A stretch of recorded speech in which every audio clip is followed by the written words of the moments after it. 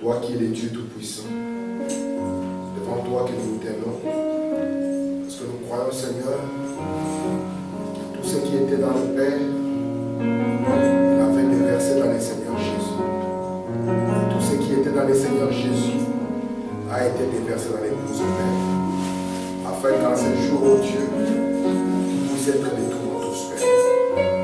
Voici devant toi, oh Dieu, avec les cœurs inclinés, pour venir, Seigneur, en communion avec toi. Amen. Nous savons, Seigneur, qu'en Éden, Adam avait perdu la communion, Seigneur. Et toi, tu as promis qu'en ce jour, tu allais rétablir cette communion. Amen. Au travers du sang versé, tu as pris un de nôtres, Seigneur. Tu l'as lavé, Père, et tu as prouvé que cela est possible. Et voici que nous sommes rassemblés ici, parce que nous croyons, Père, que nous faisons partie de cette récolte qui a créé de toi, Seigneur. Ainsi, Père, alors que nous sommes rassemblés ici, dis quelque chose qui va élever nos âmes. Dis quelque chose, oh Père, qui va nous transporter dans ta présence. Dis quelque chose, oh Dieu, qui va nous séparer de l'église. Amen.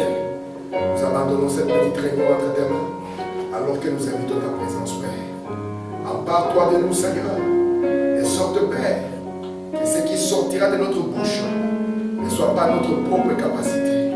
Mais, oh Dieu, que l'homme soit mis de côté, et pour parler, pour écouter, et que Dieu lui-même entre en scène. Père, par ta parole, guéris-nous, Seigneur. Réconforte-nous, Père. Délivre-nous, Seigneur. Et remplis-nous davantage, alors que nous invoquons le nom de Jésus-Christ. Amen. Amen. Alors que nous sommes là.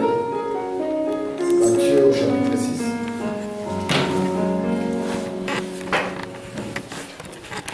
Souffrez avec moi au lieu du verset 19, commençons un peu plus haut, au verset 16, par rapport à ce que j'ai écrit. Au lieu du 19, je commence au verset 16 et je vais jusqu'au verset 21. Lorsque vous jeûnez, ne prenez pas un air triste comme les hypocrites, qui se rendent le visage tout de fait pour montrer aux hommes qu'ils jeûnent. Je vous le dis en vérité, ils reçoivent leur récompense. Mais quand tu jeûnes, parfume ta tête et lave ton visage, afin de ne pas montrer aux hommes que tu jeûnes, mais à ton Père qui est dans les lieux secrets. Et ton Père qui voit dans les secrets te le rendra. Ne vous amassez pas des trésors sur la terre où la teigne et la roue détruisent et où les voleurs percent et dérobent. Mais amassez-vous des trésors dans le ciel où la teigne et la roue ne détruisent point et où les voleurs ne percent ni ne dérobent. Car là où est ton trésor, là aussi sera ton cœur. Amen. Amen. Que Dieu ajoute une bénédiction à toute sa parole pour ce soir. Amen. Je vous salue tous au nom du Seigneur Jésus-Christ. J'espère que tout le monde va bien. Je vous demanderai de prier pour ma femme. Elle est dans un combat, un beau combat. Le diable lui a donné un bon paquet sur lequel c'était écrit une bonne grippe, accompagné de beaucoup de fièvre. Alors elle essaie de remettre ça au diable, et le diable essaie de lui. Alors puissiez-vous penser aussi à être dans la prière. Donc nous allons continuer à parler sur ces sujets que nous avons commencé, qui pour moi est vraiment capital. Parce que nous croyons que si nous sommes rassemblés en ces lieux, c'est pour qu'il y ait en nous beaucoup plus de Dieu que du là. Amen. Amen. Amen. Parce que nous voulons, comme Branham, il dit, je pensais que j'étais le fils de Charles et de Branham. Puis un jour, j'ai levé la tête et j'ai compris que je n'étais pas le fils de Charles et de Branham. Mais il y avait quelque chose de plus haut qui attirait et que moi j'ai répondu. Lorsque Dieu a créé l'homme, la Bible nous dit que Dieu créa l'homme à son image et à sa ressemblance. Frère Branham nous dit, l'animal n'a pas été créé à l'image de Dieu ni à sa ressemblance. Mais Dieu créa l'homme à son image et à sa ressemblance. Frère nous dit dans la question-réponse, il dit, il lui a plu après de placer l'homme dans une condition inférieure. C'est pour ça que vous allez lire dans la Bible que Jésus-Christ venant dans la chair était dans une position même inférieure aux anges. Amen. Je suis en train de vous chercher. Remarquez, nous croyons ici fermement que l'homme est un être triple. Amen. Il a un corps, il a un esprit et il a une âme. Cette vérité, il n'y a que nous, les frères du message, qui la connaissons. Prenez un pentecôtiste, posez-lui la question, c'est quoi la différence entre l'esprit et l'âme? Il est perdu. Parce que c'était une promesse de la parole. Amen. Dans Jean 14, que seule la parole est capable de faire la distinction. Or, c'est une promesse pour ces jours-ci, accomplie dans le ministère prophétique. Remarquez maintenant, nous avons vu que son corps était sujet à 5 sens. Ceci, c'est la science qui nous l'a appris. Son esprit, nous avons vu aussi que son esprit était soumis aussi à 5 sens. Et qu'il avait une âme qui ne réagit qu'à ce qu'on appelle la foi ou l'incrédulité. Amen.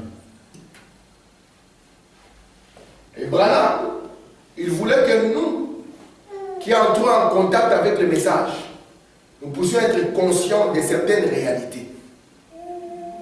Frère Branham nous a dit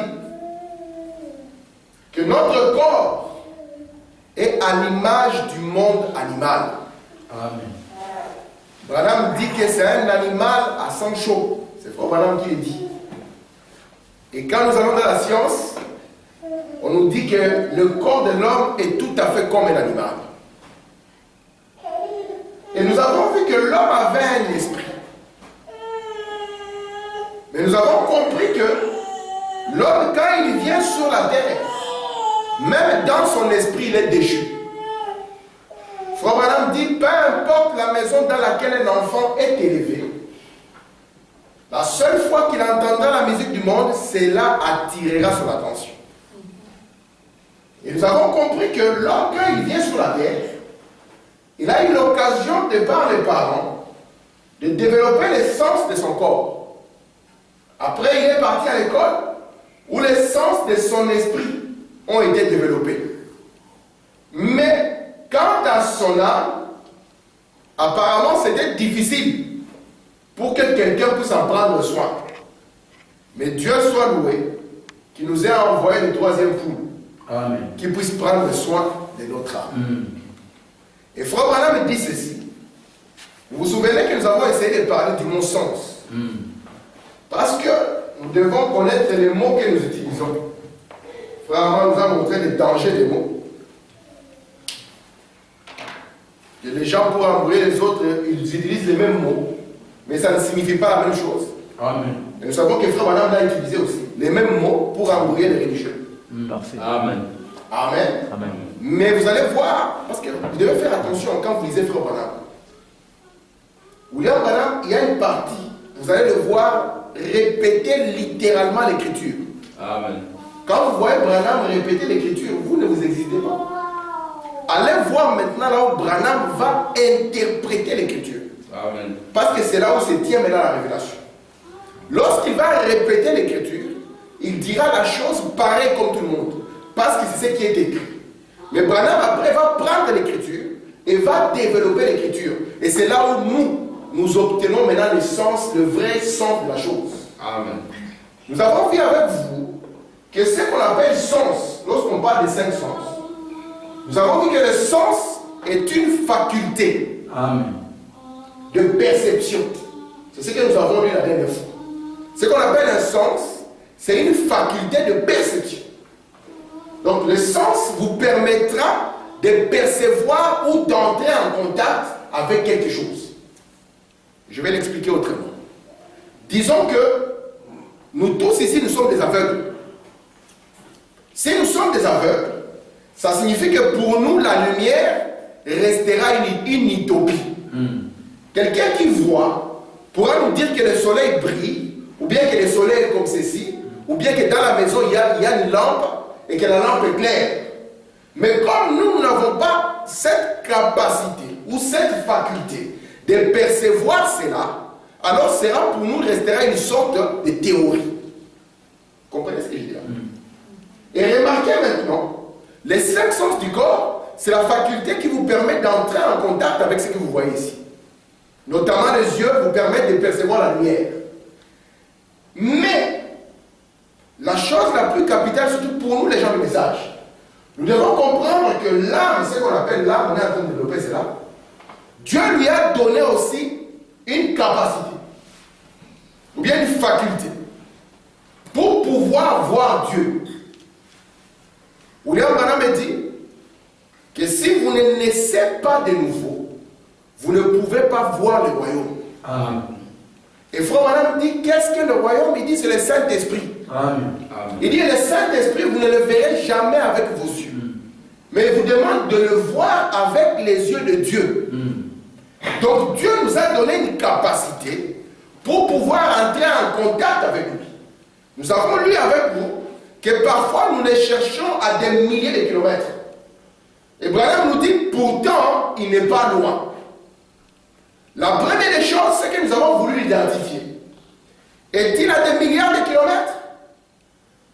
Branham nous a dit qu'il avait promis que là où 2 ou 3 sont assemblés ensemble, il serait au milieu. Amen. Et nous avons compris que le problème n'est pas simplement de voir où il est. Mais une fois que nous avons vu où il est, nous devons le mettre en activité. Amen. Remarquez que Jésus était dans la barque. C'est l'exemple que j'aime beaucoup. Il était dans la barque avec les disciples. Les disciples ont commencé à traverser des vagues et des vagues terribles. Vous allez remarquer que Jésus était toujours là. Mais si vous lisez dans votre Bible, vous verrez qu'il était dans un état endormi. Frère Branham dit que lorsque vous êtes venu sur la terre, la pierre angulaire était déjà placée en vous dès avant la fondation de la terre. Amen. Et quand nous sommes venus ici, il y avait une nature en nous, mais qui était endormie. Et Branham dit, je crois de tout mon cœur que la puissance qui a créé les cieux et la terre vit dans l'être humain. Amen. Donc nous avons un Jésus qui est dans une barque. Vous êtes avec moi? Amen. Mais souvent, le Jésus dans la barque reste endormi. Vous allez voir que quand les vagues de la vie vont commencer, nous allons essayer de nous débrouiller nous-mêmes. Si vous lisez dans Genèse 28, vous allez voir la vie de Jacob. Vous commencez vers le verset 10, vous descendez, verset 16 et tout ça, vous continuez.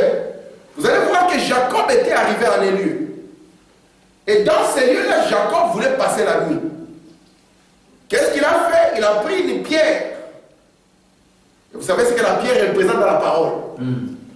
Et il y a posé sa tête. Nous verrons peut-être ça plus tard. Et quand il a posé sa tête sur cette pierre, après un moment, son subconscient est entré en activité. Amen. La Bible nous dit qu'il a eu un sommeil. Et quand il a eu le sommeil, il a vu l'échelle qu'on appelle l'échelle de Jacob. Ou le mystère de l'enlèvement. Amen. Vous croyez que c'est par ça que Jésus enlève son épouse? Amen. Il n'y a pas de choix. Amen. C'est sur ça que Jésus enlève son épouse. Et il a vu ça. Quand Jacob a vu ça, la Bible nous dit, alors qu'il était endormi, le pauvre, que Jacob est entré dans un éveil.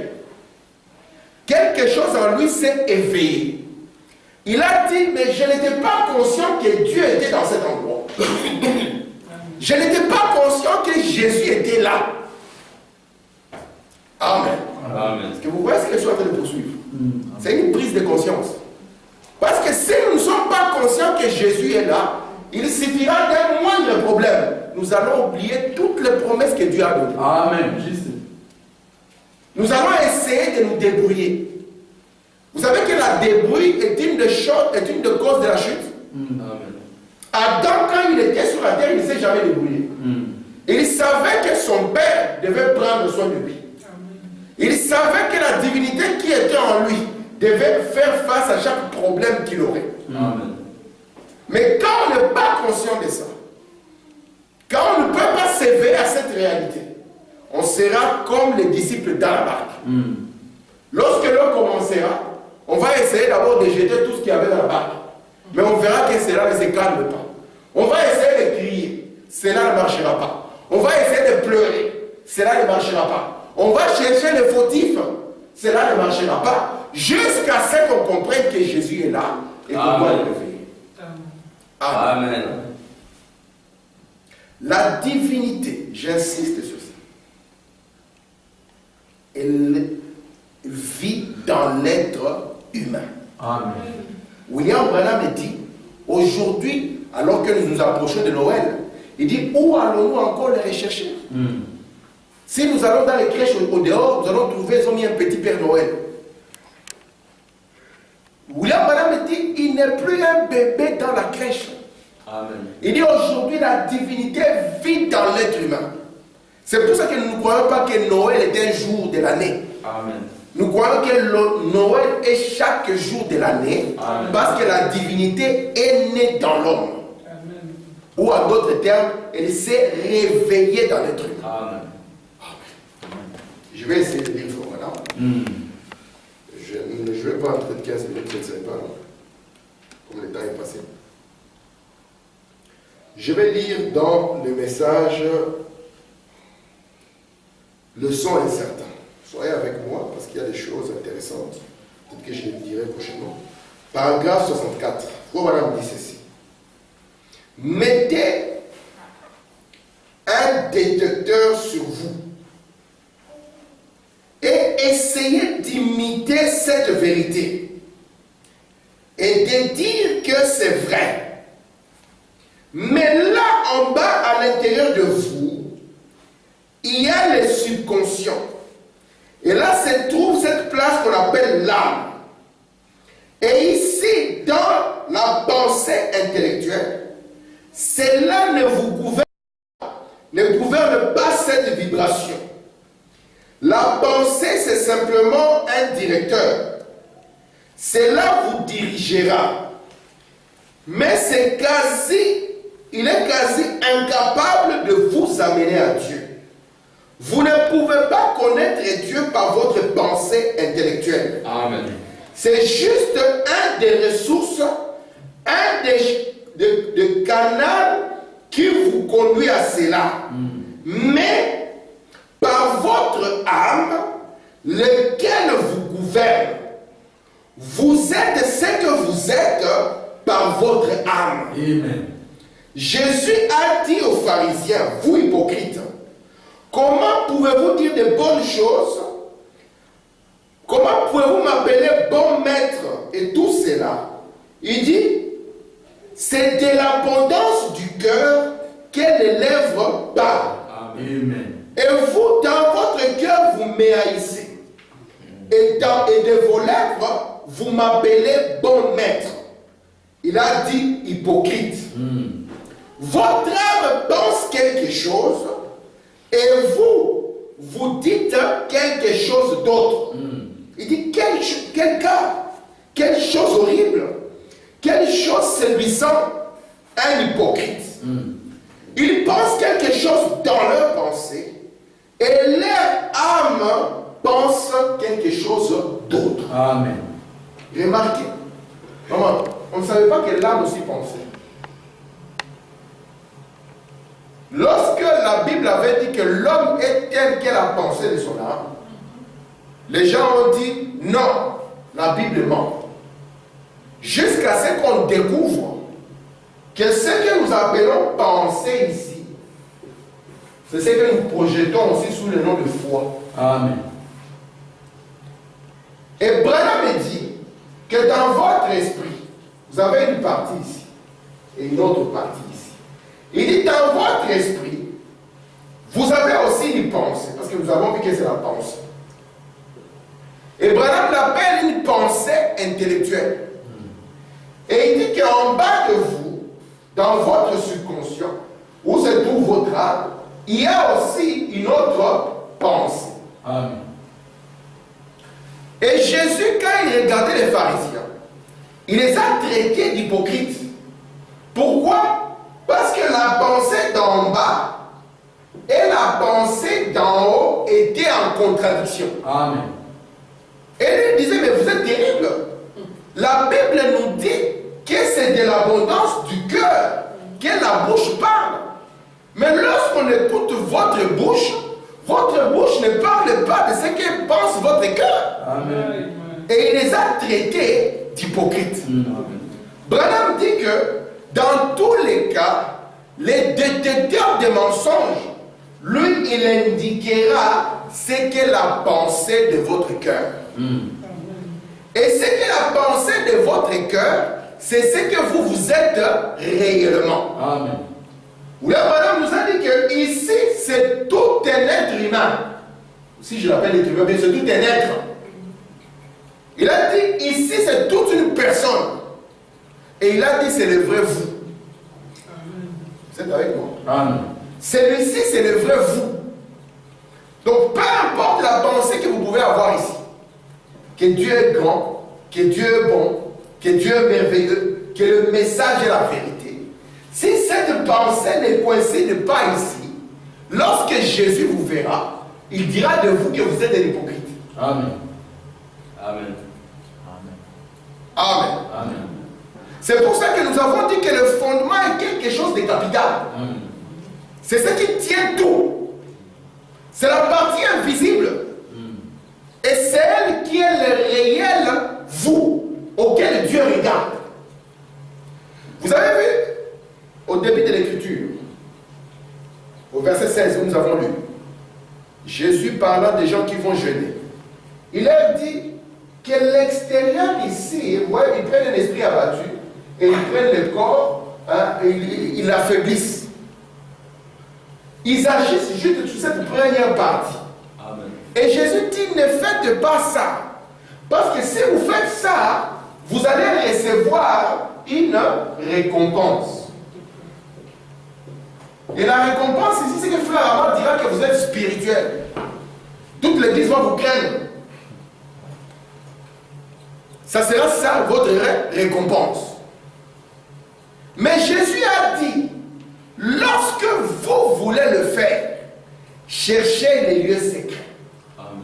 Il y a un lieu secret où Dieu a promis de vous rencontrer, frère Lévi. Il y a un lieu secret. Si vous loupez le lieu secret, c'est dangereux. Amen. Parce que si vous loupez le lieu secret, alors vous aurez la récompense qui ne sont que les gloires des hommes. Amen. Amen. Mais si vous entrez dans les lieux secrets, et Branham nous a dit c'est les lieux au-delà du voile, où derrière vous la peau de blaireau est tombée. Amen. Vous êtes insonorisé, où vous pouvez entrer en contact avec Dieu. Amen. Là alors le Dieu qui voit dans le secret vous récompensera. Nous allons voir ça. Amen. Amen. Je vais lire encore Frère Branham.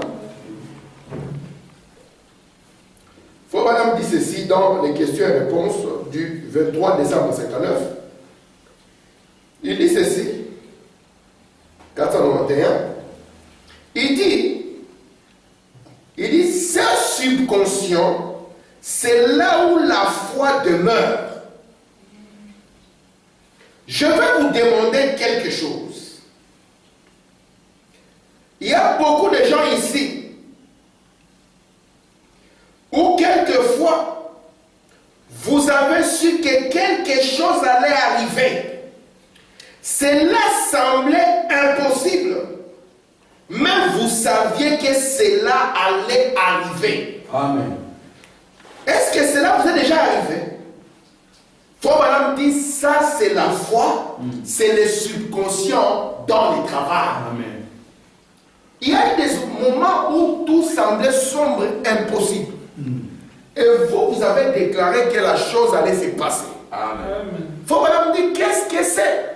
Il dit, le subconscient, c'est là où la foi demeure. Amen. Et il dit, ce que vous avez prononcé là, c'était un acte de foi.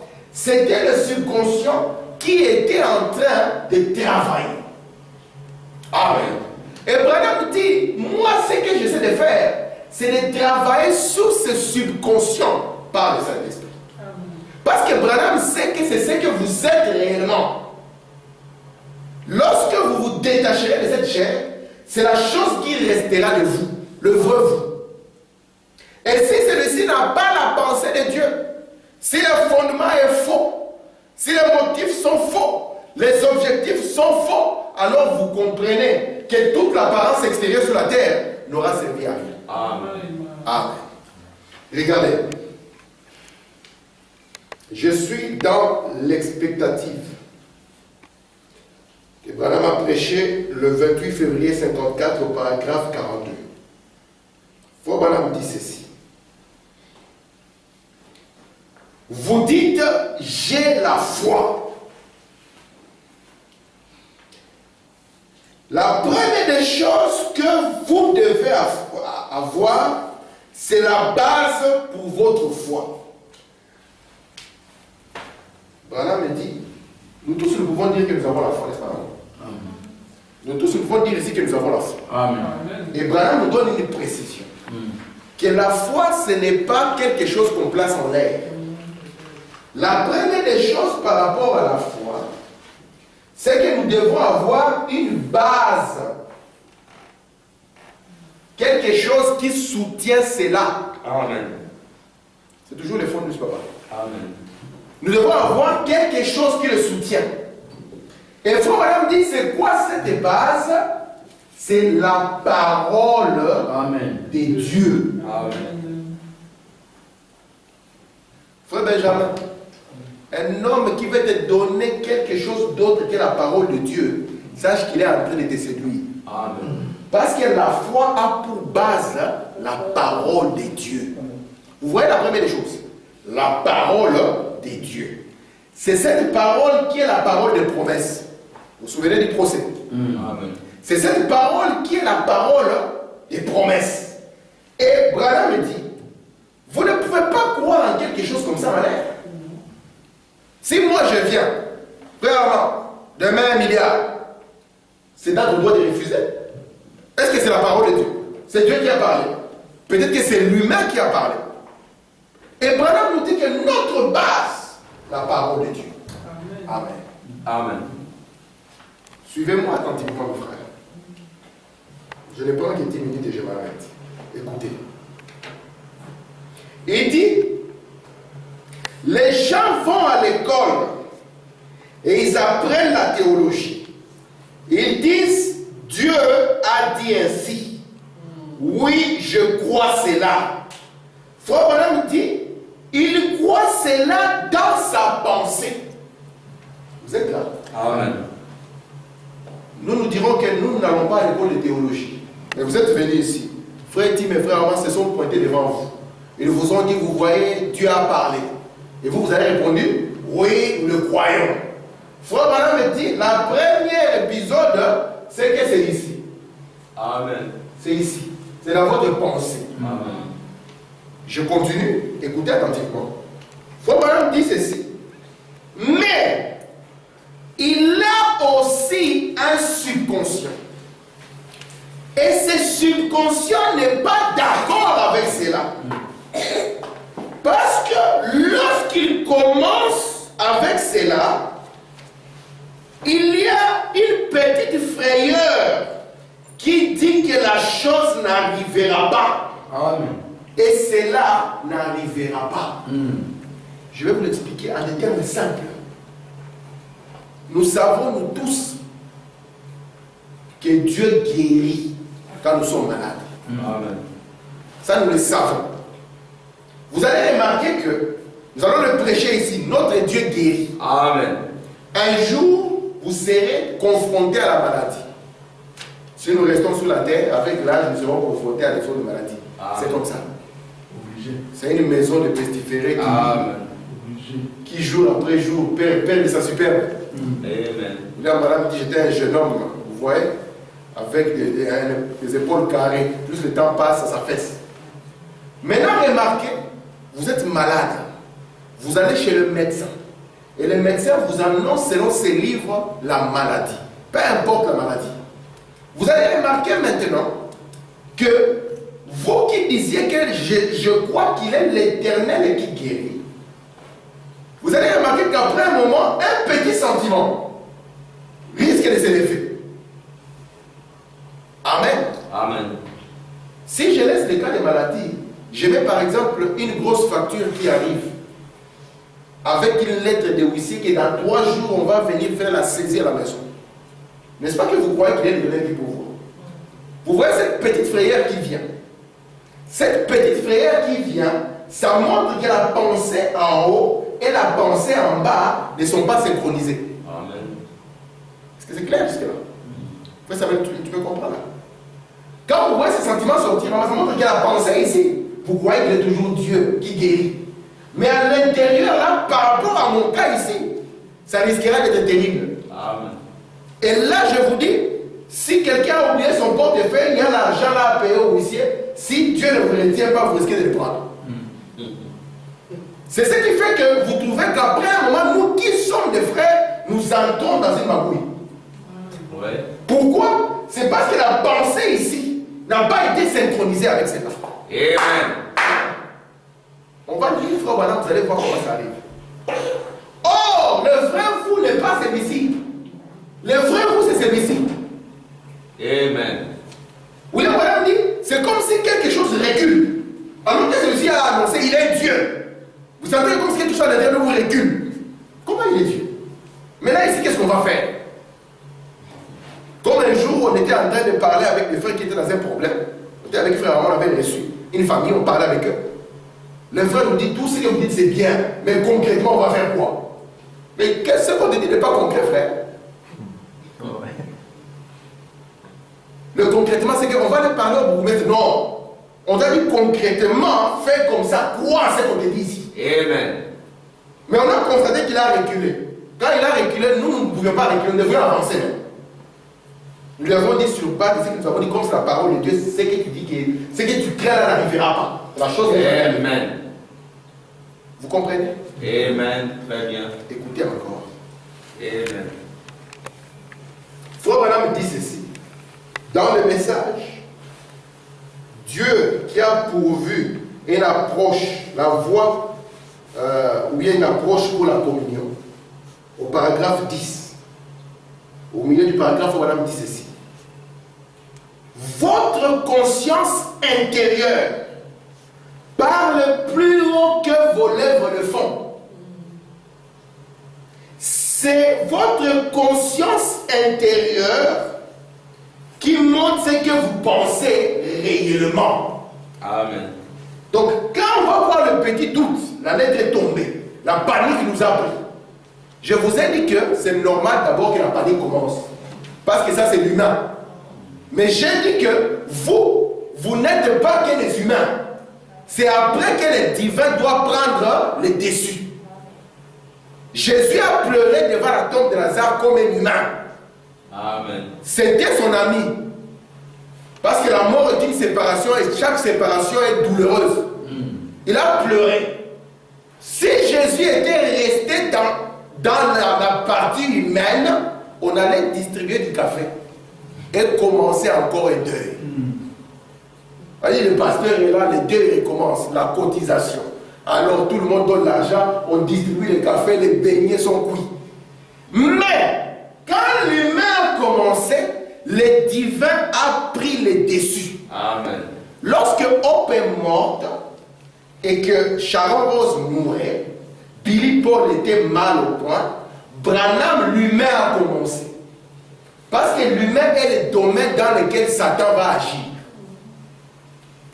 Mais Branham dit, alors que je voulais être d'accord avec ce que le diable disait, le divin s'est réveillé. Il dit, la nouvelle naissance a pris le dessus. Amen. Et a dit, l'Éternel a donné, l'Éternel a repris, que son nom soit béni. Amen. Amen. Vous voyez que le métier d'être Dieu n'est pas facile. Hein? Amen. Branham dit, c'est celui qui parle plus haut. Ce n'est pas celui qui crie ici. Branham dit, vous allez voir souvent dans les prières quelqu'un qui saute, alléluia, alléluia. Branham dit, il n'a aucune foi. Dans plusieurs messages, lorsque vous les écoutez, vous allez voir Frère Branham dans une des prières, puis tout d'un coup il s'arrête. Il s'adresse à une personne. Frère Branham dit, vous voyez, c'est sa foi qui m'a attiré. Il dit, parce que ceux qui viennent dans les prières, ils n'ont pas la foi. Amen. Vous croyez ça? Amen. Je peux continuer? Amen. Je suis dans l'homme intérieur. C'est merveilleux ce que nous allons lire ici. L'homme intérieur. Hein, maman? L'homme intérieur. Paragraphe 20. Écoutez le frère Branham. Prophète merveilleux. William Branham dit ceci. Il va encore nous prendre l'exemple du bateau. Je vous ai dessiné le bateau, n'est-ce pas? Ici, nous avons notre bateau. Nous avons la partie en haut, la cabine du capitaine. Et puis nous avons notre partie. Donc, je vais donc mettre. Je fus bon dessinateur il y a longtemps. Vraiment, je commence à perdre mon talent. J'espère que frère Marc va m'envoyer dans une académie où je vais développer mon talent. Vous voyez, ici c'est la partie en haut et ici c'est la partie en bas du bateau. C'est clair cet exemple du bateau, ne l'oubliez jamais. Amen. C'est ça la barque dans laquelle étaient les disciples. C'est les bateaux. Disons Frère Branham, vous comprenez ceci. Frère Branham dit ceci. Il dit c'est comme allant outre-mer avec un bateau. Il y a l'homme en haut. William Branham dit que cet homme en haut, ça c'est la nouvelle formule d'aujourd'hui, maman, c'est lui qui donne les ordres. Vous voyez ça? Les ordres viennent d'où? D'en haut. C'est clair là? Parce que c'est celui qui voit. Celui qui là, il ne voit pas.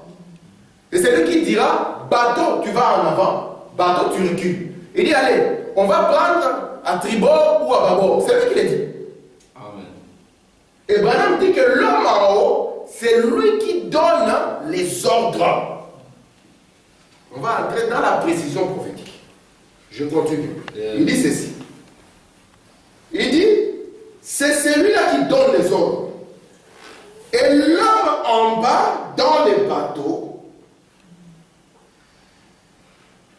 il dit ici, il reçoit les ordres qui viennent d'en haut.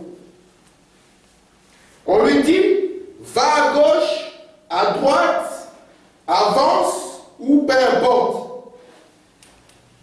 Et lui, il ne travaille que par les ordres qu'il reçoit. Est-ce que c'est clair? Amen. Quand vous allez comprendre, ça sera merveilleux. Maman, lui ne travaille que par les ordres qu'il reçoit. Amen. Il ne voit rien. Lui, si on lui dit allons tout droit, si c'est dans un mur, lui ne sait pas. Lui dit allons tout droit. Si le mur est là-bas, c'est dans le mur. Oui, c'est vrai. On comprend ça.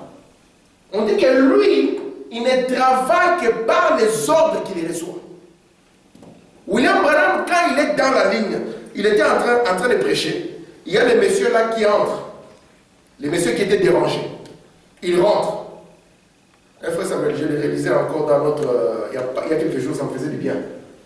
Quand ils rentrent, les policiers couraient pour essayer de l'arrêter. C'est un monsieur qui avait fui un asile psychiatrique, lui qui se tapait les prédicateurs. Et il se pointe, il traite Frère Branham d'hypocrite. Et il dit, je vais te montrer. Vous savez que Branham, ce qu'il disait même ne provenait même pas de lui. Et Branham écoutait attentivement. Une fois qu'il est tombé, le policier a demandé, est-ce que dans sa tête maintenant ça revient? Branham a dit non. Il a dit, aussi longtemps qu'il continuera à adorer cet esprit, Amen. aussi longtemps qu'il s'attachera à cet esprit, il restera comme ça. Amen. Parce que les ordres viennent d'en haut. Et lui, il reçoit les ordres, les exécute. Je vais dire, Branham dit, il ne voit rien. Lui ne voit pas. Il n'y a pas de fenêtre. Lui, son travail, c'est qu'il reçoit un ordre, va de l'avant, recule. Branham dit ceci, lorsque les postiers sonnent chez vous et amènent une boîte de serpents à sonnette, est-ce que vous êtes obligé de les recevoir? Non. Mais si vous les recevez, n'est-ce pas que c'est vous qui avez accepté ça? Amen. N'est-ce pas que c'est un ordre que vous avez reçu? Amen. Amen. Écoutez Frère. Il dit ceci. Mais en bas, au milieu, il y a le cœur. Et ce subconscient, il prend les ordres qui viennent d'en haut. Amen. Je prends le paragraphe 29 de l'homme intérieur. Je continue. Pourquoi Jésus a dit « ayez foi en Dieu » ? Est-ce vrai? En vérité, je vous le dis. C'est l'homme intérieur prêché le 12 décembre 1953. Faut madame dire ceci.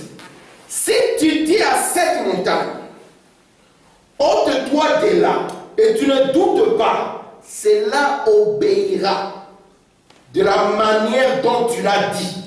Si tu ne doutes pas, maintenant, tu crois ici en haut. Madame dit, cette écriture de Marc au chapitre combien? 11. Nous la croyons nous tous. Ici en haut. Nous tous nous la croyons. Mais quand nous serons en face de la montagne, nous allons tous dire que la montagne est spirituelle. Madame dit, c'est là où les prédicateurs vont cacher leur bassesse. Ici, nous tous nous croyons à Marc 11.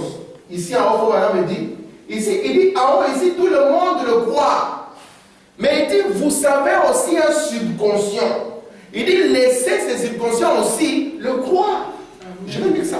C'est ici. Il dit ici. Il dit, vous le croyez ici en haut. Mais laissez ce subconscient le croire aussi. Et quand ce subconscient et cette conscience s'harmonisent avec Dieu, la chose arrivera. Est-ce que ça commence à aller? Je vous ai dit, je vais vous parler d'un alignement.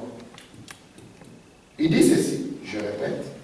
Lorsque cette conscience qui te dit qu'il est l'Éternel qui guérit s'harmonise avec celui-ci et avec Dieu. Vous voyez le schéma ou pas? Dieu a dit, je suis l'Éternel qui te guérit. Amen. Il a répété, je suis l'Éternel qui prendra soin de toi, peu importe ce qu'il y a. Branham dit ceci. Quand est-ce que cela va prendre place? Vous avez la parole de Dieu. Ceci et cela en harmonie. C'est pas clair. On doit clarifier ça parce que ce n'est pas une citation. C'est beaucoup de citations. Amen. Je vais montrer comment est-ce que ça vient de là, ici, et comment est-ce que ça doit arriver. Parce que c'est quand les trois sont en harmonie que vous voyez maintenant la chose arrive. Nous oublions que les principes de création, parce que je crois, je termine, que l'homme, Dieu l'a créé à son image et à sa ressemblance. Or, l'image de Dieu, les anges ne l'avaient même pas. L'image de Dieu, c'est la nuée blanche. C'est le principe de création. Amen. Croyez-vous que vous êtes des créateurs? Amen. C'est le principe de création. Est-ce que Dieu a dit qu'un ange est un créateur? Non. Il a dit que Satan peut créer. C'est le principe de création. Et vous allez voir que Dieu aussi, pour amener la chose à l'existence, il est passé par le même principe. Amen. Amen. Parce que nous croyons que la parole est une pensée exprimée. Amen. Et Frère Branham nous dit que alors qu'il avait sa pensée et qu'il a exprimé, le même Dieu a cru en cette parole. Amen. Le même Dieu n'a pas douté. Il a cru à la parole exprimée. Amen. Gardez en pensée ce que je viens de dire. Parce que nous commençons à entrer dans une bonne chose. C'est un alignement. La foi est basée sur la parole. Frère Benjamin, si on te dit, on va te jeter du sel dessus, tu seras béni, c'est du n'importe quoi. Amen. La foi est basée sur la parole de Dieu. Amen. Et sache que tel que tu es là, il ne te sera fait que selon ta foi. Amen. Amen. Tel que je suis ici, il ne sera fait que selon ma foi. Même Jésus peut paraître ici. Tu dis, Seigneur, fais ceci pour moi. Ou non, madame, il ne peut même pas te guérir, même s'il paraît ici. Même s'il sort lui avec William Branham, pour dire que si l'un échoue, l'autre entre en scène. Ça ne marchera pas. Même si on associe frère Tim et frère Armand à eux, cela ne marchera pas. Je veux que vous soyez conscients que ici, c'est ce que vous êtes réellement. Si vous êtes un croyant, le message c'est ici où Dieu le voit. Amen. Et c'est pour ça que si vous êtes un vrai croyant, Dieu le confirme en vous donnant la circoncision. Amen. Vous êtes avec moi? Ne restez pas influencé par celui-ci. Oui, ça peut arriver que quelque chose arrive, on panique. Mais frère, on panique et puis on arrête quoi. On continue à paniquer. Après, on dit non, on va paniquer comment? Stop, hein? Amen. On dit stop. Amen. David, le premier jour, il n'est pas parti là, d'abord tout le monde était paniqué. Il a dit que peut-être. Mais non, il a dit non. Il commence à exagérer, ce monsieur. Il a dit il commence à exagérer. Là, c'est stop. Ça fait 5 ans que ça dure. Ça fait 6 ans que ça dure. Là, maintenant, c'est stop. Oui. Mais si tu ne dis pas stop, qui va dire stop? C'est toi qui dois dire stop. Parce que Dieu a déjà fait sa part. Et quelle est ta part dans cette histoire? Toi, à chaque fois que quelque chose se présente, tu recules. Tu fais comme si. Parce que Dieu. Il doit quand même nous laisser exprimer notre foi. Et la foi, c'est ça notre victoire. Et la victoire, ce n'est pas nous faire entrer dans un tube et sortir de l'autre côté. C'est ce que les épreuves viendront. Et quand les épreuves seront là, toi tu recules. Maintenant, qu'est-ce qu'on va faire? Qu'est-ce qu'on va faire? On va faire l'échec, frère. Ce que j'ai dit, c'est vrai. Pourquoi? Parce qu'ici, c'est le vide complet. Les églises sont devenues des tombeaux blanchis. Il n'y a pas de fond. Il n'y a rien. Pas d'objectif parfait, pas de motif parfait, pas bâti sur la parole. Les ministres, tout ce qui les intéresse, c'est avoir la plus grosse église du coin. Les brebis, tout ce qui les intéresse, c'est être le plus spirituel de ses frères. Mais où est ça? Parce que ça, c'est la relation personnelle avec Dieu. C'est le lieu secret. Amen. Amen. Où la chose se passe en secret. Amen. C'est ça, l'onction qui fait la différence. Que Dieu vous bénisse. Amen.